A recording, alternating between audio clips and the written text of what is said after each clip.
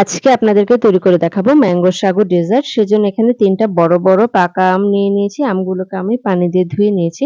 এবার একটা ছুরির সাহায্যে আমগুলোকে এভাবে ছোট, ছোট কিউব করে কেটে নিচ্ছি। চুলায় বসিয়ে দিয়েছি একটা প্যান, তাতে দিয়ে দিচ্ছি ১ লিটার পরিমাণে গরুর লিকুইড দুধ। এবার দুধটাকে ভালোভাবে নেড়েচেড়ে বলক তুলে নেব। এরপর এখানে দিয়ে দেব সাবুদানা ও নুডলস। এগুলো দিয়ে দুধটাকে ভালোভাবে বলক তুলে নেব আর সাবুদানা নুডলস সেদ্ধ হয়ে যাওয়া পর্যন্ত অপেক্ষা করব।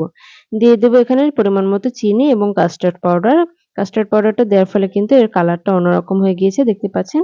এভাবে সুন্দরভাবে বলক তুলে সাবুদানা নুডলস সিদ্ধ হওয়া পর্যন্ত এটাকে রান্না করে নেব। এখানে নিয়ে নিয়েছি কিছু বাদাম। আমি নিয়েছি এখানে পেস্তা বাদাম এবং কাঠবাদাম। আপনারা আপনাদের পছন্দ অনুযায়ী বাদাম নিতে পারেন।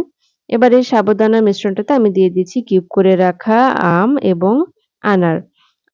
এখন আপনারা আপনাদের পছন্দ অনুযায়ী পাত্রে এটাকে সার্ভ করে নিতে পারেন। আমি এখানে ২ টো এরকম বাটি নিয়েছি আর এরকম একটা বক্স নিয়েছি। এখানে বেশি পরিমাণে দিয়ে দিচ্ছি আমের কিউব আর দিয়ে দিচ্ছি উপর দিয়ে ডেকোরেশনের জন্য সেই বাদাম কুচি। চলছে পাকা আমের সিজন। এই সিজনে কিন্তু আপনারা প্রায় সময় এই ডেজার্টটা তৈরি করে খেতে পারেন। এটি কিন্তু খেতে অনেক বেশি ভালো লাগে। এছাড়া অতিথি আপ্যায়নেও এই ডেজার্টটা টেবিলে পরিবেশন করতে পারেন। এর লুকটা যেমন সুন্দর হয়, এটি খেতেও তেমন স্বাস্থ্যসম্মত। কেমন লাগলো আজকের এই রেসিপি? অবশ্যই আমাকে কমেন্ট করে জানাবেন। আল্লাহ হাফেজ।